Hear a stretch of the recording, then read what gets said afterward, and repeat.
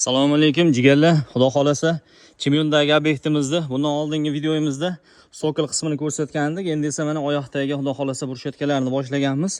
Ko'rib o'zlaring baho berishlaring mumkin. Xudo xolasa juda ham idealniy va olov bo'lib ko'zga tashlanadigan darajada chiroyli chiqqan. Maqtash emas, ko'rishlaring mumkin. Metallogranit, toza Xitoy metallogranitdan. Xo'p, narxiga kelsak, 1 metri usta haqi materiali dastavkasi ichida bo'ladi akalar. 3 sloy chaxi bo'ladi. 450 ming so'mdan bo'ladi. Xo'p, bo'yi esa 80 sm. Mana qop-qoq plintus nollari bilan birga 1 metrga chiqqan. Oyoqdagi burchatkalar esa akalar 1 kvadrat metr usta haqi materiali dastavkasi ichida bo'ladi. Buni ham 140 ming so'm bo'ladi. Bu narxlar vodiy territoriyasi ichida bo'ladi.